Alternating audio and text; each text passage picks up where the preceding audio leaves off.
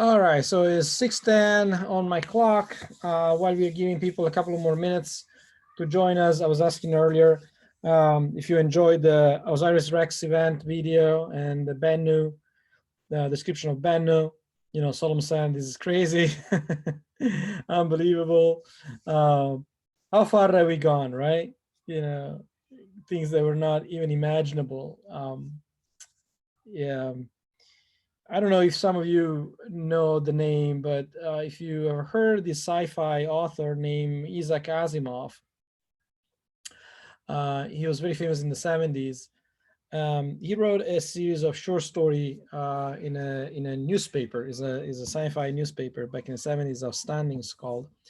And one thing was very popular at the time was one of his short series of very short stories on a character named Lucky Star. And Lucky Star was actually a guy. It was an astro, a space explorer, so to speak. And he had this character. Each book was about the exploration of a different planet. So he has Lucky Star and the Rings of Saturn, or Lucky Star and the Red Planet, or Lucky Star and the moons of Jupiter, so on, and the pirates of the asteroids and things like that.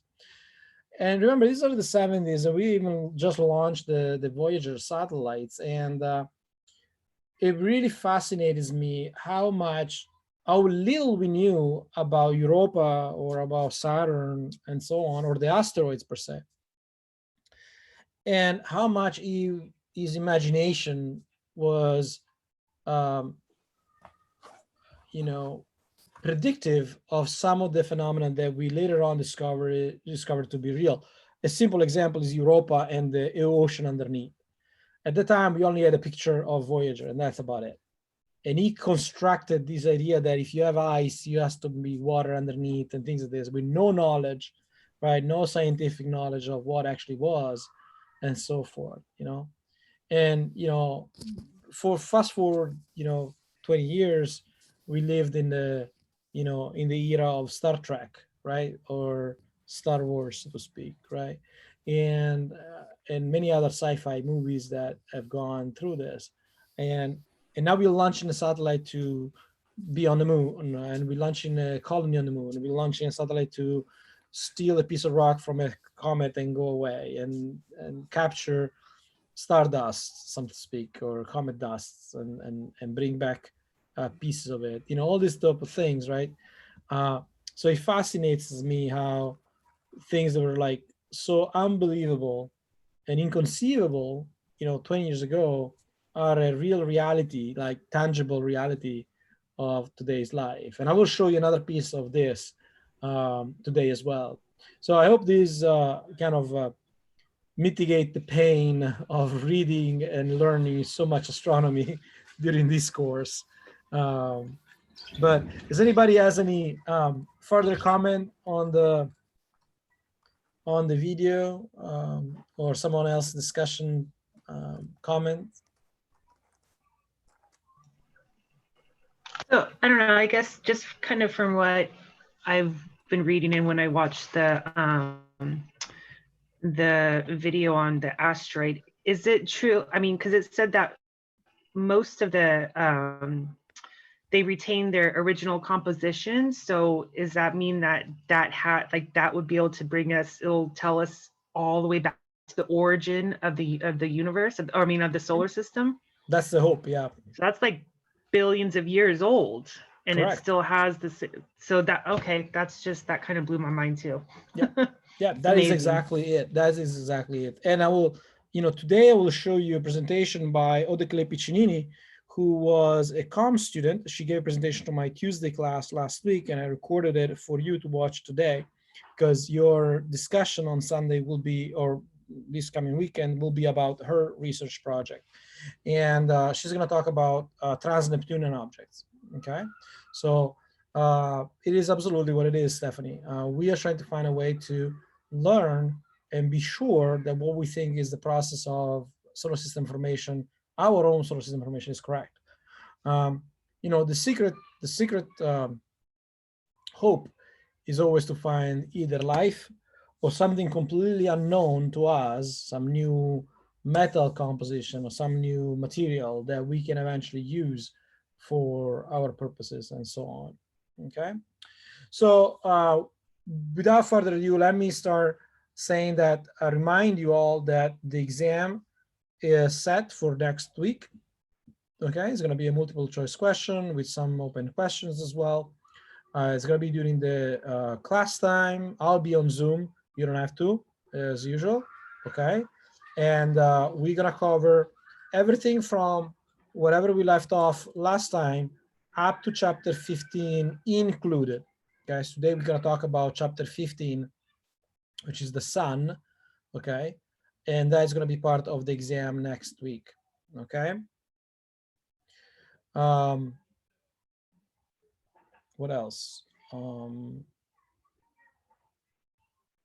Yes, so I will open up all the old quizzes, so you'll be able to study over those. And there is already a study guide on Canvas. So let me show you straight where the study guide is.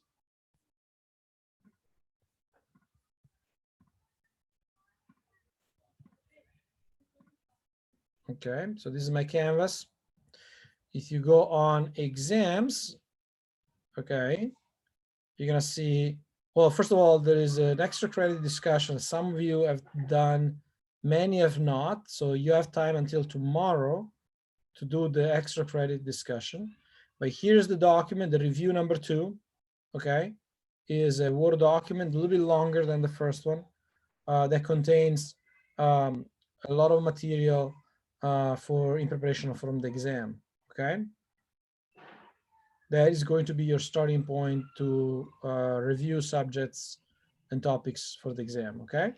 So this, so as a midterm, it's only going to be from where we left off up until now. It's not going to be from the beginning. No. It's not going to be about the whole first semester. No. Okay. You have another. Just want to make sure. Yep. And we have another midterm, okay, which is going to be at the end of November, early December. Again, on the third part. The final exam is going to be over the entire course. Okay. All right. So, does anybody has any questions about the exam? Are you all ready to go, Dina? Yes.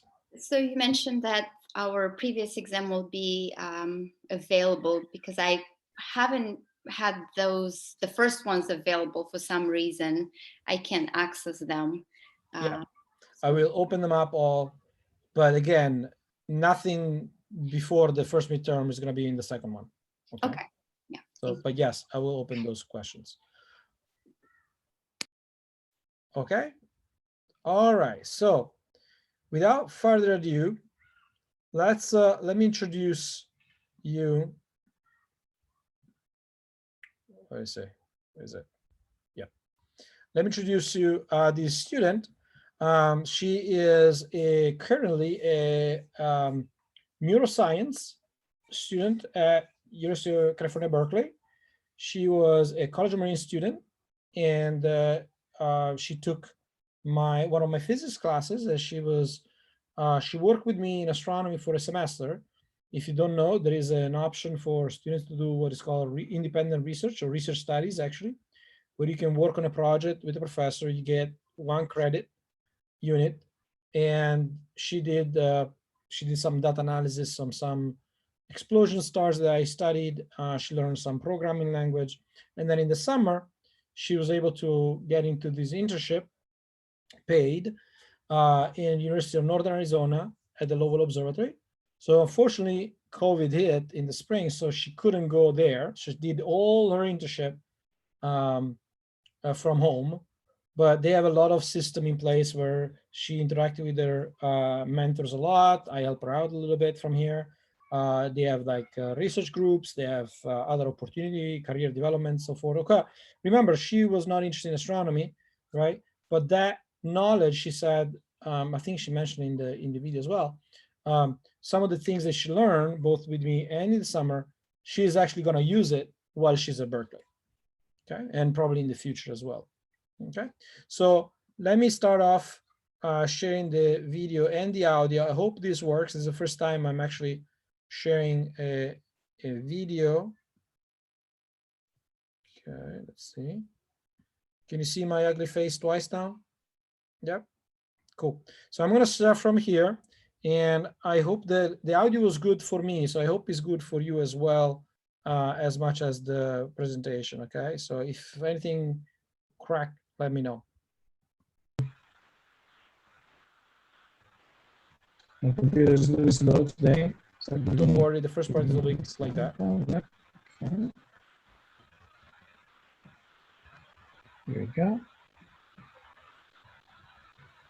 Okay, so I urge you to kind of pay attention to Oda's and maybe ask questions, because you are going to have a discussion either this weekend or next weekend on her presentation. So Oda, take it away. Thank you very much. Thank you for having me. Can everyone hear me okay? Yeah, can we you can guys hear hear me?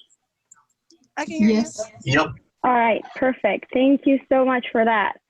All right, well, thank you, Professor Nino, for inviting me to your class. I'm really humbled and honored. Anyways, good afternoon, everyone. My name is Odaiclet Piccinini, and as Dr. Nino mentioned, over the summer, I studied trans-Neptunian objects and centaurs using sky survey data under the mentorship of Drs. Andrew McNeil and David Thrillin at Northern Arizona University. Of course, because of COVID, I did it from home, but technically I was supposed to be there. Anyways, currently I am a cognitive science major at UC Berkeley, but I was, before I entered UC Berkeley, I was a student at College of Marin, as Dr. Nino mentioned, and I applied to this internship. If you have further questions about how the internship works and all of that, I will respond that at the end of the presentation. But yeah, so let's keep going here. So let me just, all right. So basically, trans-Neptunian objects, or TNOs, are any minor planets in our solar system located beyond Neptune's orbit at least 30 astronomical units from the sun. I at first had a difficult time picturing that. So here, as you can see, I have a picture, kind of like a diagram of from the sun to the Earth is considered 1 astronomical unit. So from the sun to Neptune's orbit is 30.1 astronomical units. So trans-Neptunian objects are beyond that point. So there is an estimate of around 70,000 TNOs existing with varying sizes, orbits, and composition. However, we have only been able to identify 2,500 of them. And the largest known TNOs are Pluto, Eris, Haumea, Makemake, and Gongon as of today. Since these TNOs, or these objects, have not undergone a lot of collisions, they can be considered as primitive. What does that mean? Well, that means that their shape and their rotation might not have changed that much over the years. So these allow us to draw further conclusions into the formation and evolution of our solar system. Now, centaurs, on the other hand, they are small bodies of icy planetesimals. They're located between Jupiter and Neptune. So they can be located closer to Earth than trans-Neptunian objects. They behave with characteristics of both asteroids and comets.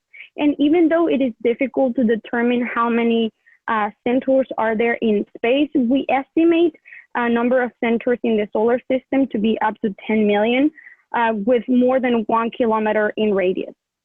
So centaurs, they cross the orbits of one or more giant planets on their orbit, and that causes their own orbits to be inherently unstable.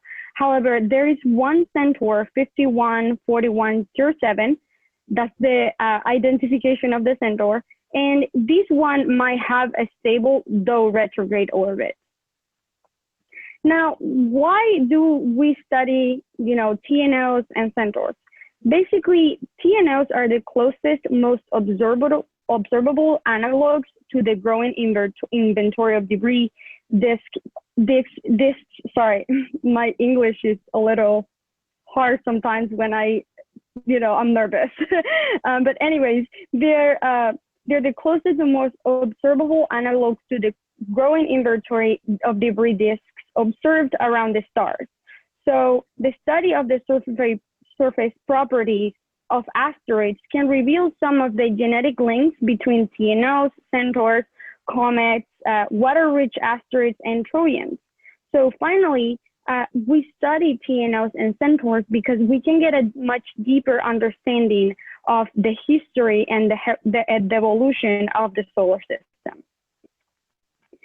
So this summer, I worked with two data sets.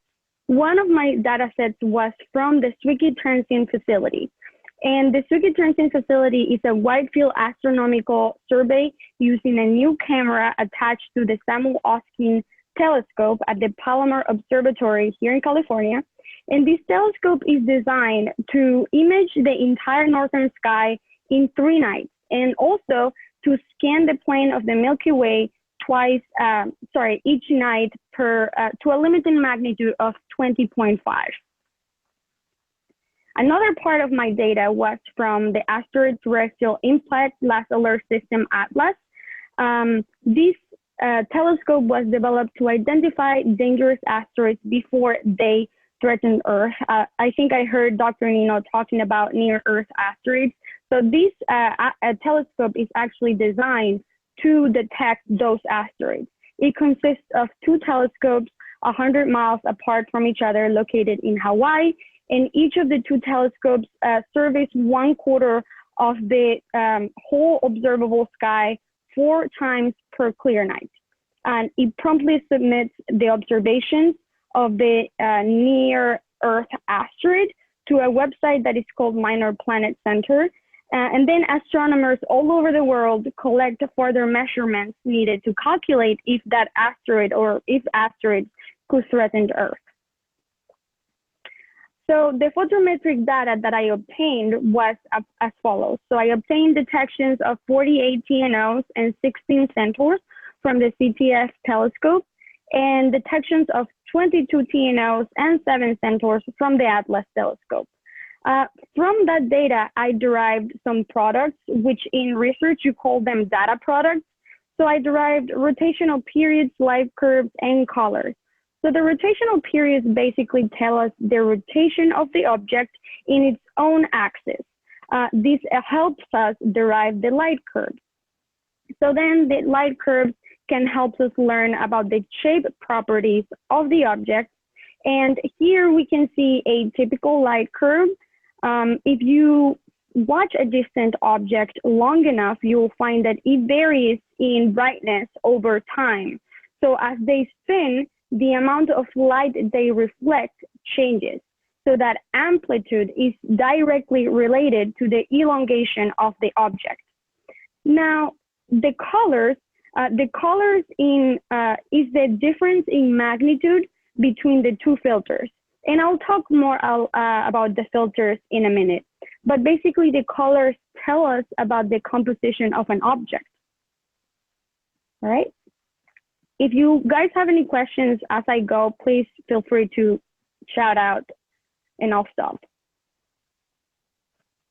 Okay, so one of the objects that I was able also to work with was the TNO Eris. Eris is a very well-known bright object with well-known parameters. Well-known, I mean, is that there is a lot of research done on this object. There is nothing new that I could have found about it. So I'm showing you the data that I derived from Eris because I want to illustrate the viability of my method. So Eris' known rotational period is 1.08 days, and the rotational period that I found was 1.11 days. As you can see, the rotational periods are identical within uncertainties, and on the right here, we can see Eris' light curve that I derived. Also, here I have determined the color. Now, to derive this color, I took the average of the absolute magnitude of both filters and removed the sun's G minus R color. So G is considered blue and R is considered orange. So each telescope has a set of filters. So the this G and R is like the name of the filter that was used.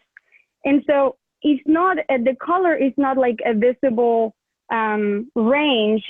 Instead, it's more like a number. So the sun's G minus R color for Eris, with Eris, is 0.55. So the G minus R color of Eris without the sun's color is 0.11.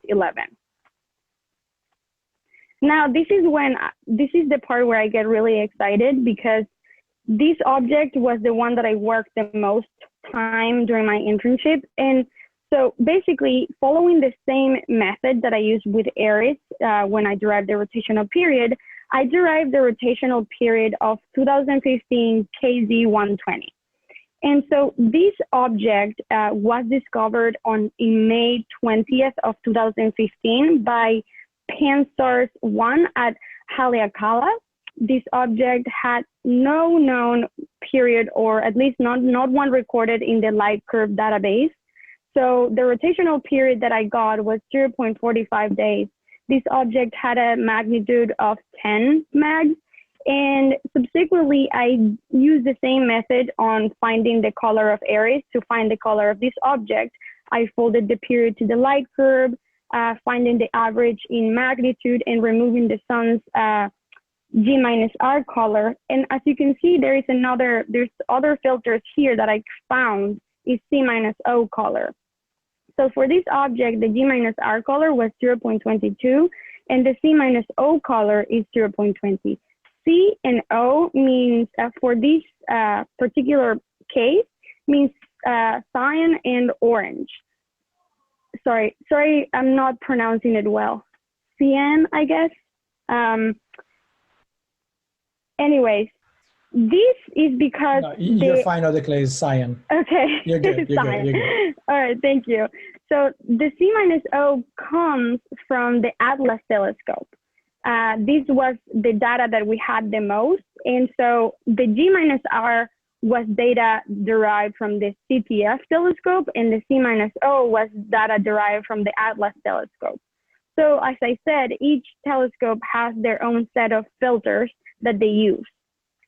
So basically, this object, we think that it has a possible S-type.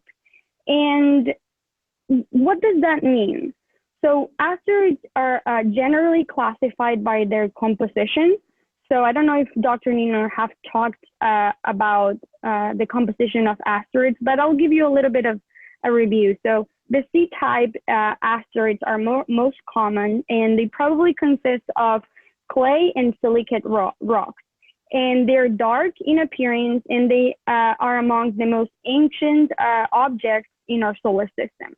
The S-types, or stony types, are made of silicate materials and nickel iron. And the M-types are metallic, or nickel iron.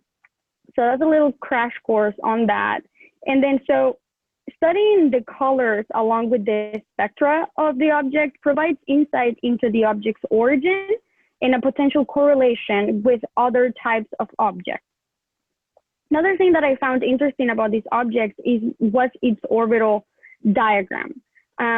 This object had a very, very, kind of interesting elliptic orbit with high inclination of almost 90 degrees. But the most interesting thing about it was its orbital period is almost 320 years. So maybe not in this lifetime, but I'm sure that in 220 years, our technology is good enough so that we can get a spectral data for this object.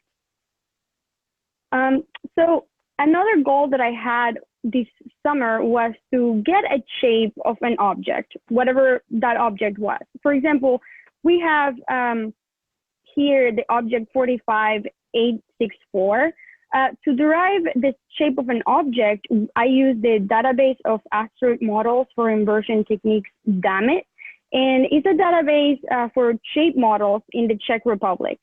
So here we can see how all of these light curves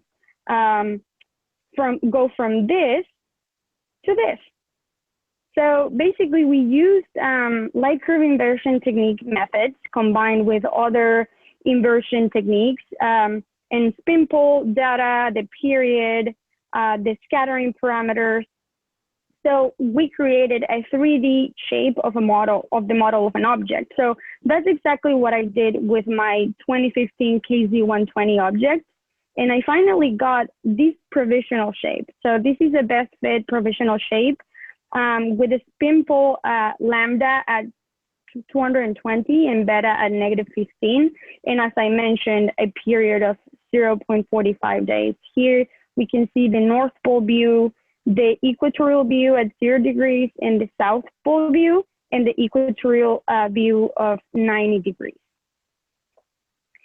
So as an overview, this summer I was able to work with data from the CTF telescope and the Atlas telescope. I derived rotational periods, light curves, colors of G-R colors of 4 TNOs and 3 Centaurs, and C-O colors of 8 TNOs and 7 Centaurs, as well as a really awesome discovery for me, the rotational period of the object 2015 KZ120 at 0.45 days, and the G-R color and the C-O color, as well as a provisional shape.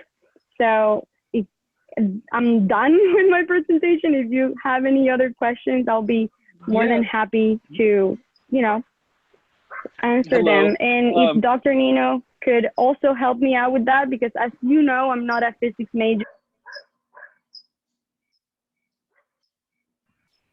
All right, folks, I'm stopping Oda here. There are a couple of questions there as well. So I hope the audio was good enough that you could hear Oda's. And, Stephanie, go back to your question, right? There are objects out there that we hope can provide us information about how the solar system actually formed and what the chemical composition were. So are there any questions about the presentation that I might probably be able to answer? Yeah, I have a quick question. See, you're not using like photogrammetry to get the three-dimensional model, right? It's like radio. No, it's optical. Or, so it no, is optical. There's no actual. Haleakala is an optical telescope. Yes, Atlas is an optical telescope. So it's a different model. These things are so far away you cannot use radio to get any type of shape. So the technique used is from the light curves. Light curves is essentially how the brightness changes with time, and you input a lot of other information. These programs give you these provisional shapes of the object. That's really fascinating. But just using the light curves to do that. Just using the light curve, correct? Just using the light curve. Yeah. Anybody else? Okay. As I said, Oda is a cognitive science major, actually, at UC Berkeley, and she ended up discovering or calculating the orbital period and the spin period of a TNO, like for the first, it's the first time for these objects. So it's pretty neat project, I have to say. And unfortunately, as happened to me in the past, some students got really well in their internship and they don't give any damn to astronomy. So I'm like, ooh, I'm a little bit bummed about that. So anyway, as I said, Stephanie, I'm waiting for your son to, grow a little bit, and then I'll be able to recruit him at some point. Yeah, if you stay in, he might just be in there within the next decade. Who knows? There you go. What programming language do you use to calculate Python. Mostly Python. Just going back to the basics. Yep. Very, very simple Python coding. The 3D modeling is something more complex. I don't know the actual code behind the dammit code. I don't know if it's Python or not, but everything she worked beside that has been Python, either with me or for building the light curves and so on. I have a question. Go ahead. As a scientist, from an astronomer's point of view, what do you think is going to happen, or what's the world going to look like in like 100, 200 years from now? I don't know. It depends. In terms of astronomical phenomenon, nothing really will change. There's very little that changes in a short time scale, and 150 years is not really a big of a time lapse. What might happen is that we're going to have very bad effects on our environment. So it's us that will make the major changes. You know, think about climate change, think about going to the moon, maybe landing on Mars, you know, things like that. Do you think we might populate another planet because we're destroying Earth? We're definitely destroying Earth. Do you think we're just gonna like take everybody and move? No, I don't think that would be possible in any time, and not in 120 years. And that is because you can't imagine to move, not even like a colony, right? If you think about Antarctica, right? We do have a colony in Antarctica right now, right? Something like that might be possible in a century, right? You have a colony on the moon, right? Of people living on the moon, and there are scientists there. I don't see anybody going there for living, right? So we're really far from what we define as a colonization for sure. I don't see that happening on on another planet for sure. But even just having a permanent colony on the moon will be, What about like what happened in Wall-E, where all the fat people just lived in chairs in this big spaceship just floating through space? Do you think that's like actually gonna happen? Yeah, again, there's not enough technology that allow us to do that. And once you are on a spaceship, what are you gonna do with it? Right. Right now, we are able to grow tomatoes. We are able to grow lettuce, maybe some beans in the International Space Station, but those are not enough to feed colonies. Right? You have to think about the feasibility of such a thing. You need huge supplies, right? You need much more than that. So we're not definitely there. We're definitely pioneering all of this, right? How to build, how to grow things. Because remember, if you're able to grow stuff in a very harsh environment, you can use this harsh environment technique on our own planet. Like in the desert, you can eradicate anger, right? You can you can help people in Africa to get food, where otherwise would not be able to, many other things like this. Okay. Plus, correct me if I'm wrong, but I would guess that another problem would be just the distance between objects and how it affects our planning of establishing a colony. Yes, but I mean, if you establish a colony, you're going there for not coming back. Well, but I just mean like the parameters. Sure. Between, like you generally have a first. Right, and this brings us to the next. Right, and these will bring us to the next video and activities I have for you today. So it's 6:43, and I'm gonna start doing a little bit of a new topic for today, which is the sun, and then we'll continue after a little break. Okay, so I hope everybody can see my slides. Okay, this is chapter 15, and for this chapter specifically, I don't want you to learn, the book goes in great details of the sun and so on. You can start focusing on what is on the slide there and then go on the textbook and read about it.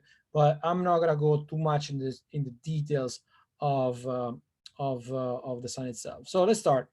So the sun is the last object that we are going to talk about in our own solar system. It's a giant mass of hydrogen. 73% of the entire matter that is in the sun is actually composed of hydrogen gas. 25% is helium. So the very simplest elements of the periodic table. And then 2% are many other things like carbon, oxygen, nitrogen, and so forth. Now, again, the fact that the star the sun is a similar composition of many other stars is an incredible result. And I don't know if you follow the Nobel Prize winners a couple last week. Again, the discoveries of the sun as the chemical composition of the star is similar to other stars is due to a woman, specifically to Cecilia Payne, 1925. And as surprising might be, she is in 1925 the very first woman to get a PhD in astronomy in the United States. So less than 100 years ago. So, and just so you know, university has been around for centuries. Okay, the oldest university is in Italy in 1600. So after 400 years, you only have one woman getting a PhD in the United States in astronomy. She's crazy. Okay, so thank God we have women that do these discoveries, and sometimes they're forgotten, and we're trying to remember them for their great contribution. So going back to the sun, if you get like a cut of the sun from the center out, you're gonna find that the center of the sun is called the core, okay? And it's really hot, it's 15 million degree Kelvin, okay?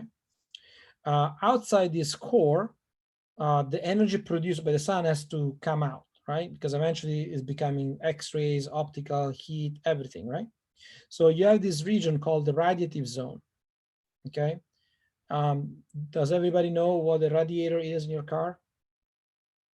Yeah, so the radiative zone is exactly the same thing. It's a region that allows the heat to go through, okay? After that, of course, the more you go, the cooler you are in some cases, like it's called cooler. And after the radiative zone, you have what is called the convective zone, all right, or convection zone here. And we have something like that also in our planet. Underneath the crust of our planet, we have this like convective zone of magma where, and the same happens on a boiling water. If you think about it, if you're heating the water pan, right, the pot, the hot water from the bottom goes up and then it cools down and it comes down, it becomes warm and then it goes up and so on and so on. So you have these cycles, okay, these cells. So the convective zone is beyond the radiative zone and is essentially the outermost layer of what is called the solar interior, okay? Now, after that, you have the surface of the sun called the photosphere. And we look at this photosphere more clearly, it looks like a bubbling surface, okay? On top of this photosphere, which looks like oranges, yellowish, which has a temperature of only 6,000 degrees, okay? You notice different things. For example, sunspots. Sunspots here in black are regions where the temperature is much cooler than the surrounding areas. And remember, the temperature of the photosphere is 5,800 degrees. These sunspots have a temperature of only, quote unquote, 3,800. So that's why they emit less light and they look dark, okay? Now, these things are actually visible with small telescopes. These are pictures taken by my students. You see here the sunspots in the center. You see some jets, some flares coming up here on the right. This dark side here on the top left is actually a cloud. So don't worry about that. Okay, like Earth cloud. I mean, not sun cloud, Earth cloud. So what's underneath that? So as we said, we have the photosphere, which looks like this like bubbling surface. And if you look carefully, it looks like there are grains. I think I have a picture here. Here's how the photosphere look like. Okay, these are all grains. They change in shape continuously. Okay, and here on the right, you have the photosphere, and this is the sunspot. After that, you have other regions called the chromosphere. Okay, and finally, way out there, you have what is called the corona, and the corona is as a temperature of 1 million degrees, year of day. Okay, so the corona is this area here that essentially is it contains radiation and winds and energy coming out from the sun and extending way out beyond the orbits of Mercury or so on. So this diagram here on the right is a simplistic way to see how the temperature on the left changes with the height of the solar atmosphere. As I said, we have the core, then we have the photosphere, then we have this chromosphere, okay, at 2,000 kilometers from the photosphere. And then the temperature rises really high, down to the corona, which is 1 million degrees. So let me show you, actually, let's stop here for a second and let's take a 10 minutes break, okay? And then we'll resume with the end of the slides and then a short activity, okay? So let's take 10 minutes break. I'll see you all at 7 o'clock, okay?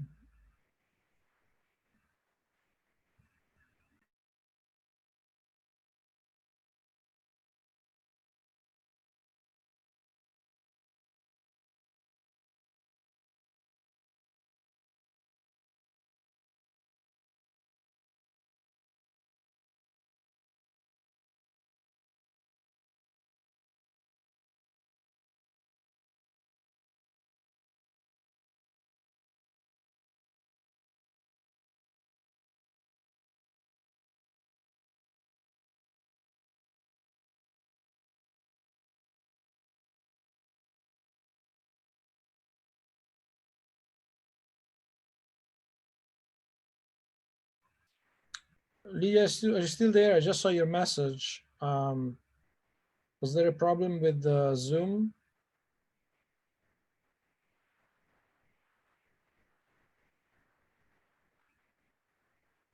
Okay.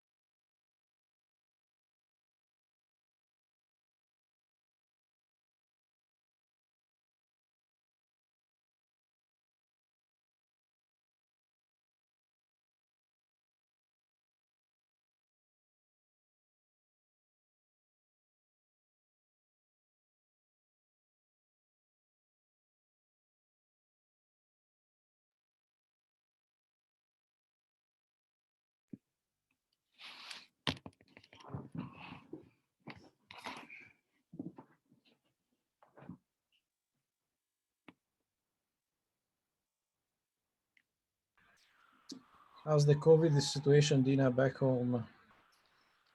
Pretty bad, but you know, you would think, well, it's kind of like here, they all lie about it, and they don't care that there's so many cases, and you know, politics in a third world country is the same as in America nowadays. So Right. Did they close the school yet? oh yeah, the schools have been closed, but okay. There's a lot of cases, and Yeah. I heard that actually cases are picking up in Europe all over now. Mm-hmm. And yeah, Italy recorded 10,000 cases yesterday. wow. And they're thinking about closing the bars earlier, restaurants earlier. We still have the schools open. Yeah. I think the issue for us has been that people are not really used to net telework. So as soon as they could go back to the office, they start taking train and buses and be packed inside.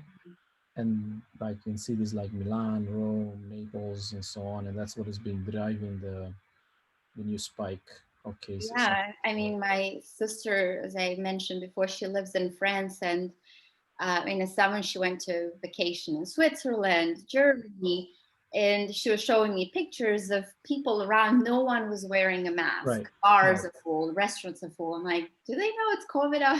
There's a pandemic in the world, but I guess it's picking up now. So I think France is going to be a little bit strict about it. Yeah, I mean, Paris is in lockdown. I think, you know, there are many areas in France that have been like 20,000 cases or something like this for a while. Italy, I think, is the one is lagging behind, fortunately. Like, we didn't have so many cases for many months. I mean, we were only on the low end, right? But then as soon as the schools started, and then they allow people back on the street freely, that was a mess. And then, of course, the vacation time was another thing. So yeah, everybody went all over the places. Yeah, exactly. Yeah, we're gonna be stuck here over the holidays, I think. Yeah, I was looking forward to Go back home. Yeah, to go back home, and usually we meet somewhere in Europe for holidays, but that's not going to be an option this year. Yep, I hear you. All right, let's wait a couple more minutes before starting again. Let me load this video and I'm thinking about. Scientists. Stephanie was so hilarious while the video was going on, and see your son jumping on the bed. It was just like, you know, fantastic. Yeah, it was awesome. He definitely is a bundle of energy. I have to like force him to put on a shirt and underwear. You know, he likes to be naked all the time, and he's actually, I don't know, hopefully you can't see him. I think I moved it. He's not wearing any underwear right now. So I'm like jumping up and down on Zoom, no underwear. Plus he's trying to do his classes too. So yeah, he definitely is. Yeah. I was actually observing him as well. I'm jealous. I would like, yeah. I was thinking how much. It's like I kind of want to just jump with him. You know, he'll go all night. He doesn't. I mean, I fall asleep before he does. He doesn't. He'll fall asleep. He won't go to bed until like sometimes midnight or 1 o'clock, and he'll be up at like. And I'm lenient, you know, when it comes to now that with the Corona situation, I'm just kind of like, I really don't give a flying, you know, I just don't, you know, as long as he's up, you know, he's learning some school. Other than that, I really don't care. I don't have the energy to do it. So he will fall asleep like at midnight or when he's got energy like nonstop. I don't know how he gets it. Yeah. On the other hand, we have our butts glued to the chair, and we are tired about doing anything. Exactly, we're tired of not doing anything. I want to get up and start jumping with him, like them, just like yeah. All right. Okay, so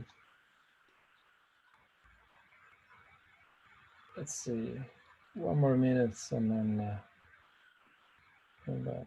How you doing, Dulce? All good? Tired?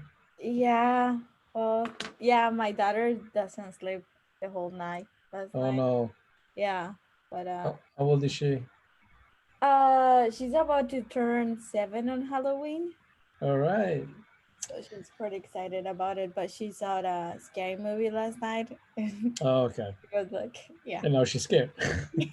Yes. All right. All right. Let's give again a couple of minutes people to be back. I have a question. Yeah, go ahead, Dina. Are there any other known stars like ours in the universe? I was watching that video about, obviously there's so many galaxies. So is there another solar system that we don't know about, or we know about it? Yeah, there are plenty. And I might have to add a little bit more about exoplanets in this course than what is already in the textbook, because we do actually have found different sun, a few stars like ours with planets around. We found stars that are a little bit cooler than our own sun. There's planets that have planets that some of them are in what is called the habitable zone. Essentially, there are planets around the star that are in a region where it's hot enough to have liquid water. And so astronomers are capable to observe these planets and determine about the atmosphere, study the atmosphere of this planet, and they are all in our own galaxy. You know, we cannot actually, they're too far away. Galaxies are too far away to find single stars and then planets on those stars. All the exoplanets that we know of, that are planets around the stars, they are all in our galaxy. Okay. And there are, you know, I think I lost the count, but there are more than, I think, 5,000 or 6,000 stars with planets around them. And we have found tons of planets. Some solar systems have 3 planets, some solar system have 11 planets, some solar system have 7 planets. Some of them are like Jupiter, some of them are smaller than that, and so forth. Some even have 2 suns. Some of them, they have 2 suns, even 3 suns. So it really, we found all sorts of crazy stuff. Okay, so let's keep going. It's 7 o'clock on a Monday night. Let's continue our journey. So we talked about the different level, the different pieces of the sun, and I want to show you this video about the sun corona. Okay, so this is a video that describes the interaction between the corona, which is this outer region of the sun, and whatever is after that. So we know that the sun is very active. There are a lot of these explosion flares and so on, and so it injects in space particles that are very energetic. Okay, and it does it through the corona. Okay, so this video kind of touch upon these topics. Have now spotted signs of a structured boundary between the sun and the... Let me go from the beginning. Scientists have now spotted signs of a structured boundary between the sun and the rest of the solar system. The sun is not a hard ball in space, nor is it a giant ball of fire.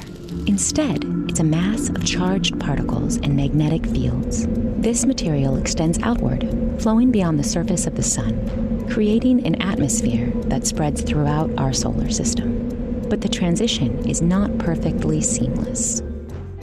Our star can be characterized into layers. Each region has its own temperature ranges and special properties. We call the sun's atmosphere the corona. The steady breeze of particles flowing out from the sun and filling the space between the planets is the solar wind. New research indicates that there is a discernible transition between the corona and the solar wind.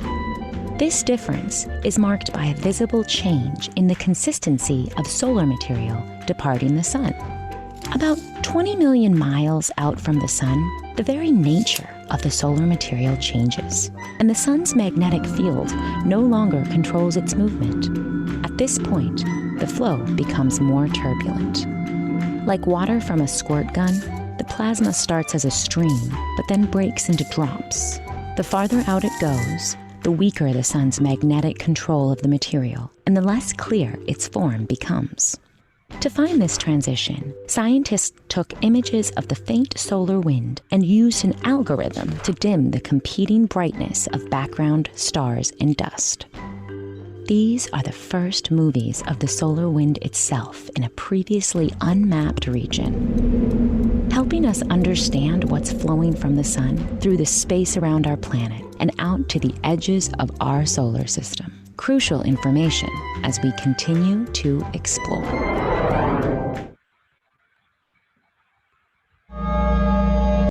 Okay, so this video essentially kind of give you a sense of how vast is the corona. Okay, and the interaction between the magnetic field of the sun, the particles that come out of the sun, and the other planets. Okay, so going back to the sunspots, sunspots were observed by Galileo Galilei. Okay, so there's not like nothing new. The funny thing is that these sunspots can be observed and they can be used to see how fast the sun rotates. Okay, you see them moving around with the sun itself. So that was the first evidence that the sun actually rotates on its own axis. Okay, they also change the shape throughout the time. So we notice now that these sunspots have a cycle, meaning they have a period in which the sun has a lot of them and a period where there are very, very little of them. And this cycle is of 11 years, okay? We don't know exactly why that is. It might have something to do with the magnetic field of the sun. It might have something to do with other things that are happening on the surface, but we don't really know the causes of this cycle. As I said, here's an example from March 26th, 2001 to April. And you see the shape of these sunspots changing over the days and how they move actually from the left side of the sun to the right side of the sun, okay? And by comparison, you can see here how small the Earth is, okay? Now, as many other objects in the universe, if you observe the sun in different wavelengths, you're going to learn different things. Like if you look at in the UV, in the far ultraviolet, you're going to see something. Don't bother about the colors itself. 171 angstrom is indication of ultraviolet. You see this loop, these jets of material, these ejections, these explosions that come out of the sun and then fall back. And similar, you can see them here.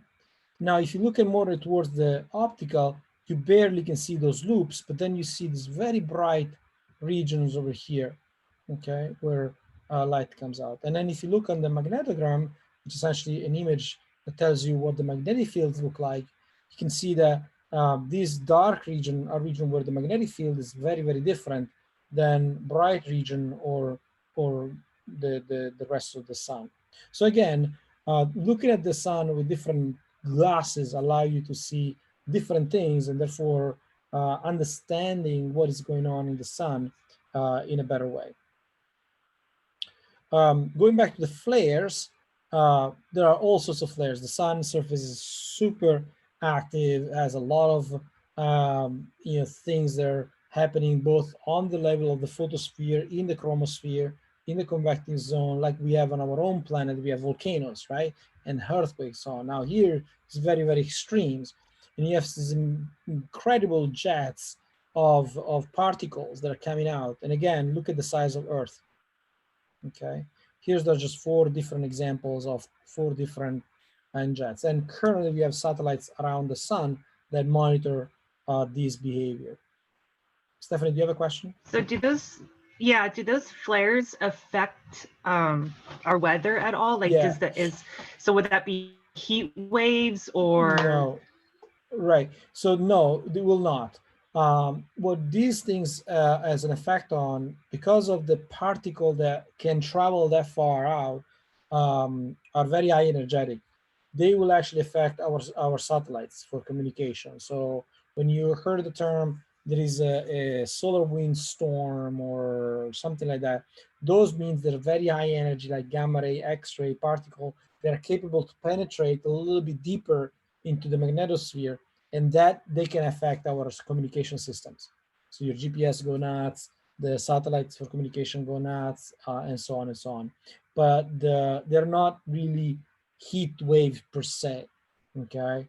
It's very much on the gamma ray, X-ray side, and they're much, much less than you would imagine for a heat wave, so to speak, okay? Anybody else? All right, so the activity that I have for you today is to watch a video about solar sails. Does anybody, let me see, where is it? There's Bill Nye here. Some of you know.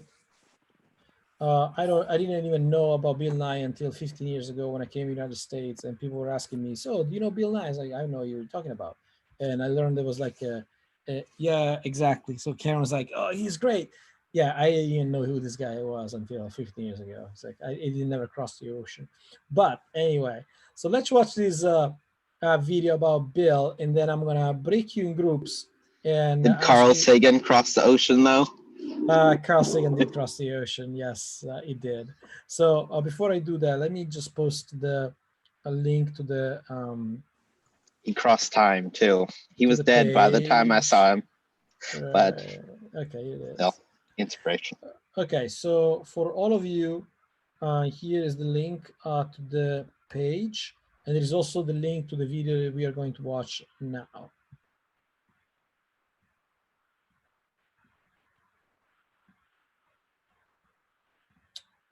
Here, no, here. Nye here at the Planetary Society talking about solar sailing. Now, most spacecraft get pushed through space with some kind of rocket fuel. The momentum of the fuel going this way pushes the spacecraft that way. Here, take a look.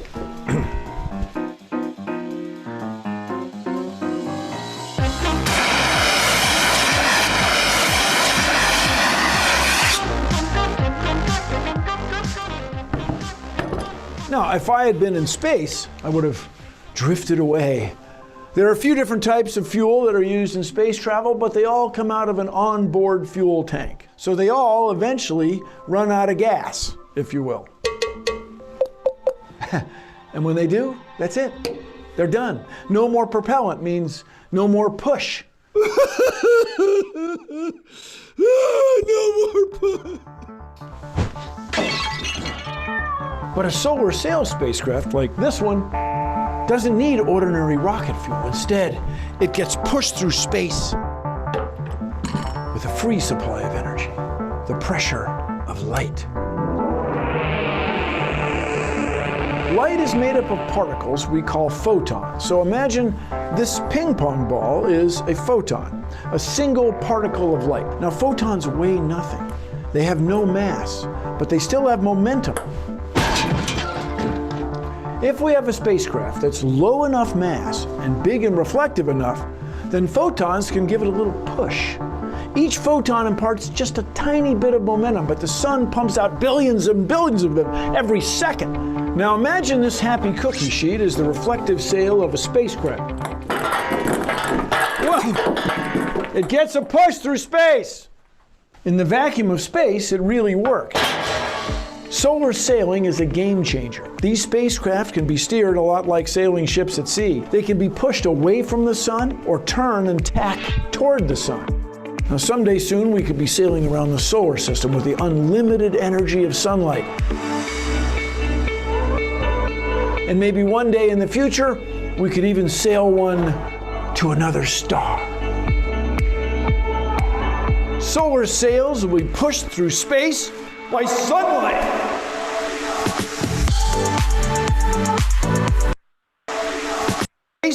By sunlight. Okay, so before we move on, I just realized one thing here I want to mention. This object that he has on his table on the right, it's called a CubeSat. And through my colleagues at University of Virginia, we are actually building the same size, a 3U CubeSat for study gamma rays and explosion in the sky. And we always involve students, undergraduate students in this project, just in case you're interested in science overall. All right, so now I open up a breakout rooms. So as usual, write the names of the members of your group onto the web page, and there are two questions that I would like you to discuss. The first one is, what do you think we can achieve with solar sail? Now, Bill gave you a little bit of an input, but I want you to think a little bit harder on that and discuss between the three of you. And then, are there going to be limits to the power of solar sail? What do you think? And if they exist, what are these limits on that? Okay, I'll see you in a bit.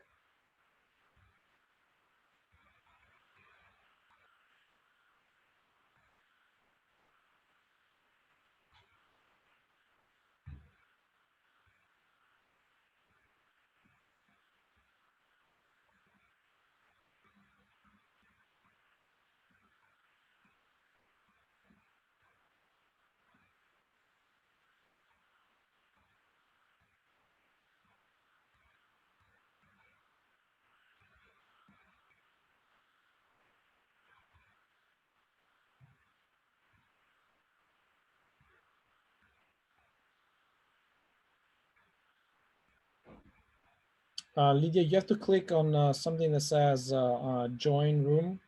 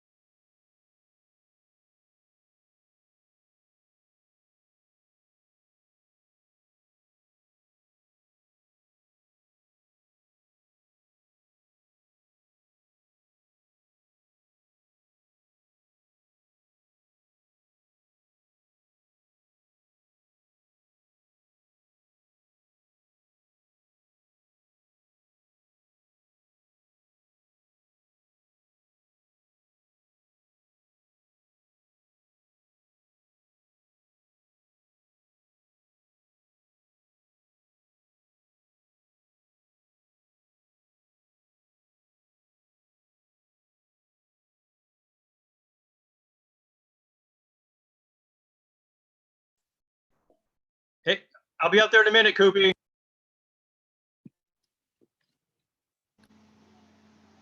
All right, folks. I hope you guys have a lot, good discussion between in your group. So let's hear a little bit of some of you for the benefit of everybody else. Again, the first one is about limitations, and the second the first one is what can we achieve with these solar sails? If you thought about it, and then what can be the limitation of this solar sail journey. So let's start with the last group. Karen, Brian, David, and Lydia. Let's see, Brian, what are your group thoughts about this?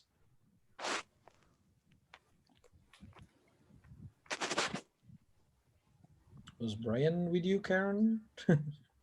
Hello. Hey, Brian, go ahead. This is David. Oh, yeah, David. Yeah, go ahead. Sorry, my Zoom just got disconnected. Are we just recapping what we discussed? Yeah, pretty much. In very short terms. So, David, you wanna give it a shot for your group? Yeah. So we just discussed sending them to other planets, or like other solar systems, like Alpha Centauri, I think is one. The closest, yeah. Because they go really, or they can theoretically go really fast, without much of a energy source, because they're using something that's renewable. Right. Great. And about the limitations, I know I talked to you in the rest of the group. Have you further thought about the limitation of this type of journeys? Yeah, communication. So that's a good one. Yeah. How to get information in and out of it. Great. That's great. Let's move on to group number 5. Jennifer, do you want to give us a roundup of your group? Maybe not. Ava? I can say something. Okay, go ahead, Adriana. Okay, no, because in the beginning we were talking about like if the solar sail get lost, as I told you, and then you gave us more explanation, and I just thought about one kind of limitation, since the radiation, is gonna move the solar sail. I was thinking about the size and about the weight, so to move further and faster. And also I just wonder about the size of the curb set, as the man mentioned, the square piece. I just thought about the size is going to influence about they're huge, the speed. So there is not much of a weight because there is no gravity per se that brings everything down, but definitely the size influence how much can you actually get hit, right? The bigger it is, the more radiation hits you, and so the more energy you get, for sure. But again, the more material you have, the more complicated is something called inertia. And inertia essentially is something that prevents objects to move by physics law. And so again, the bigger your object is, the more heavy it is, or the more mass it has, not heavy, the more mass it has, and therefore the more difficult it is to move. So good. Muy obrigado. Muy obrigado. So, de nada. Nicole, are you with us? Yes, sorry. All right. So what about your group? Well, we talked about how it would be very difficult to design something that was really lightweight, but also could communicate back with us, or even we talked about how having a camera would be really beneficial to be able to see what the sail sees. But also how when it gets further from the light and it doesn't have as much power, how would it survive? And I don't know. Absolutely. Pushed. Yeah, that's absolutely true. And you raise a very good point of every astronomer and every aerospace engineer at NASA. So you are exactly like an engineer at NASA right now. If I'm sending something out there, how do I communicate? What data do I want? As you said, I want to see what the sail sees, because what about if it gets hit by some screwdriver that is left by a satellite or something like that, right? Right. Can we fix it, right? People mention communications, right? How do you steer your sail without being on a sail, right? So that's a very, very good point. Let's go on for the last two groups. Caledonia. We said a lot of the things the other people have said. Anything that hasn't been touched upon? Yeah, we also were thinking maybe the spacecraft could get going fast enough that it could go further out within our lifetimes, or a time frame that's more human scale. Yeah, and where would you go? Past the solar system, if possible, or just as far out as possible. Yeah, so this is the point, right? So if everything depends on the source of light that comes from the sun, right? The farther you go, the less energy you have. So the easiest things would be, let's say, if you have an electric car, your autonomy is from one, outlet to another outlet, right? So you can imagine that you want to sail from our sun to another star so that the other star can power your solar sail. Does it make sense? Did I summarize your thoughts, Caledonia? Yeah. Yeah. So this is the idea. It's not just like farther out, because once you're farther out, if there is no energy anymore, that's about it. Your camera is going to stop, your communication is going to stop, and so on and so on. So those are, again, things that people are thinking about. The last group, Carter. Are you with us? Yeah, I'm here. I think we also said the same things everybody else said. Solomon took some notes on what we said. Yeah, don't worry. I mean, if you remember anything, Solomon, do you have anything else to add for everybody? Yeah, I mean, for question one, we were talking about how it seems like, you're literally sailing space, and it seems like the possibilities are limitless, endless. You can go out there. And then we were also worried about running out of power. So we were curious about storage. Is there a way to have storage? Yeah. To keep that power? Yeah, exactly. So this is a difference, and you actually this last point is exactly what astronomers are thinking about, right? There is no one size fits all here, right? You want to use the sail for some purposes, and at the same time you want to store energy for other purposes, and so you don't run out, and so on, right? So it's a combination of technology, is the full package that allows space exploration, not just one thing and I have the solution, right? Like antimatter, which we know exists, and I have the solution for traveling in the universe, right?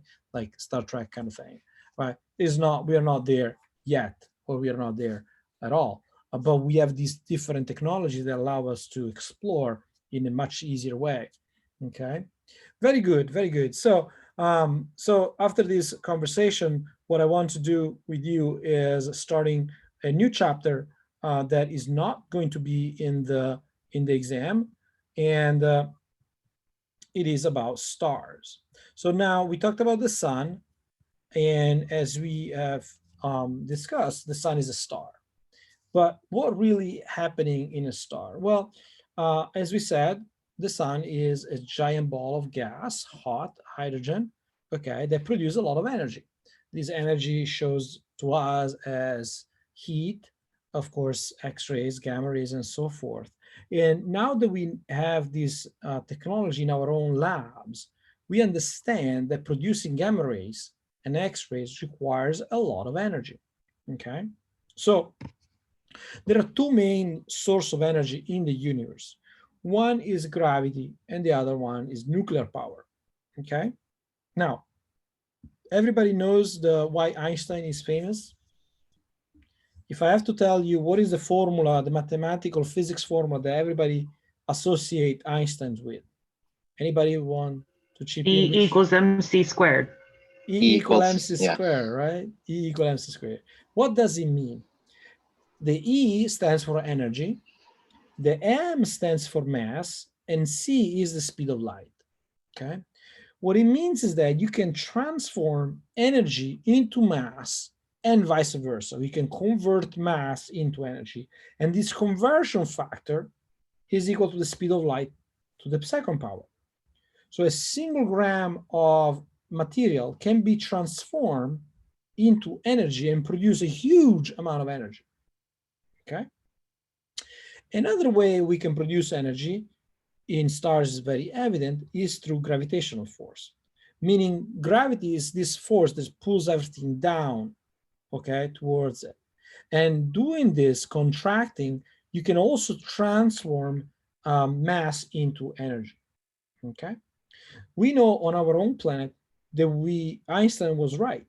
We can transform mass into energy. In fact, we have nuclear plants, okay? So nuclear power use the power of, the power that is contained in atomic masses, convert that into energy in some way.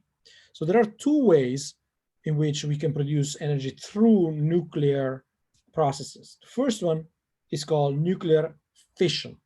So nuclear fission is the process that we use in our nuclear reactor, where you have this massive uranium or very heavy element that eventually can be broken. And in this breaking process, energy is released, okay? And I'm not gonna get into the details of nuclear fission here because it's beyond the scope of this course, but also the nuclear bomb follow a similar process, okay? In this breaking of the big atoms, some protons and electrons get destroyed, and these simple, very tiny nuclear particles completely destroyed produce a tremendous amount of energy. The second mechanism is called nuclear fusion. And the idea is that you now take the opposite, the very smallest particle, the single protons, hydrogen atom. And because they are like positive in charge, they repel each other, okay, like two magnets that are trying to attach to each other. So if you have enough conditions, good conditions, that you can smash them together, you break this barrier and you fuse these two protons, creating a helium atom. And in this process, some matter gets destroyed in the production of energy, okay? So in the sun and other stars, this second nuclear reaction, the fusion, is what is happening, okay? So in the stars, the nuclear fusion of chemical elements from the very simplest one, hydrogen, to the biggest one like iron, for example, are produced, okay? So I don't want you to remember all the detail of this, but I want to go step by step in order to understand exactly what the processes are, okay? So there are different ways of nuclear fusion. We're only going to focus on the first one, which is the one that produces the helium atom from the hydrogen atom, okay? So the idea is that you can have conditions, high temperature and high pressure. So these things are only happening in our own sun core, not even in the surfaces, like in the core, okay, 15 million degrees. You can smash two protons or two hydrogen atoms together to form this deuterium substance, this 2H, which has one proton and one neutron, and then the emission of a positron, which is an antiparticle, and neutrinos. Then you take, in step number 2, you take another deuterium and you smash it against the hydrogen, and then what is called tritium, which is 2 protons and 1 neutron, okay, so helium-3. And then in the third step, you take 2 of this helium-3, you smash them together, and you produce 1 stable atom of helium and 2 protons, free protons, okay? To give you a sense how much energy is produced, if you have 1 kilogram of hydrogen, and you will be able to transform these kilograms of hydrogen through this process called PP chain or proton-proton chain, you will supply the United States for energy for 2 weeks, okay? And so this is a tremendous amount of energy just with just 2 pounds of hydrogen, okay? Unfortunately, the only way you can do this if you can reach a temperature which is at 1 million degrees, which is a temperature is not attainable in our own planet, okay? So that thing only happens in the stars. There is another nuclear fusion mechanism very similar to this one, which is called the CNO cycle. The CNO cycle stands for carbon, nitrogen, and oxygen. And we don't go into the details of this, but it's a similar process. You smash atoms of helium together, and then what the products are, and then you produce carbon, and then you produce nitrogen, and then you produce oxygen. Okay, so stars goes through the process of burning hydrogen first, and then burning helium first, and then carbon, nitrogen, oxygen, and so forth. Okay. What happened to the energy produced? The energy is produced in the sun, in the very center of the sun, or in the very center of the stars, the core. And gradually this energy comes out, convection zone, radiation zone, convection zone, photosphere, chromosphere, corona, and then is emitted into this outer space. So that's the radiation mechanism. But we also know that there is a lot of mass in the sun, and therefore there is gravity. So in every object, in every star, there are these two competing forces, right? Everybody saw explosions on TV, right? It looks like the boom of things and flames up in the air, right? So in stars, that is exactly what is happening. All these bubbling things that I told you about is the effect of the energy that is coming out. So if you just have an explosion, the sun will explode. The difference that the sun is so massive, remember 99.8% of the whole mass of the solar system is in the sun. So gravity is pushing all these explosions down. So there is this equilibrium situation where you have radiation pressure that wants to everything exploding, and then you have gravity that try to keep everything contained, okay? So our sun is in this equilibrium position where the radiation is balanced by gravity. But in the life of a star, this balance oftentimes is broken. Sometimes pressure, which is radiation pressure, wins, and so the star is expanding.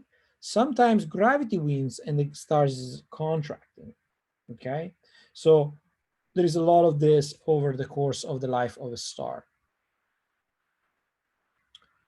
So it's 7:45, and I am just going to talk about, actually, I'm going to stop here, I believe. But this concludes essentially what I want you to learn about chapter 16, okay? And so I'm going to make a note here that we're going to start from this chapter in 2 weeks, right? So next week is the exam. So we're going to start back on chapter 16 in 2 weeks, okay, folks?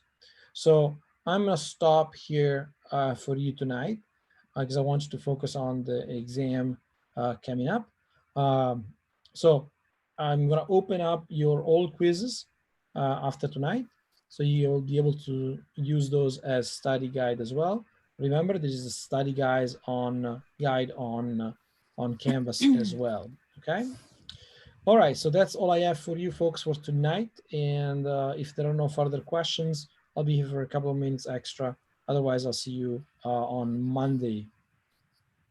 Bye. Thank you. Thank Welcome. you.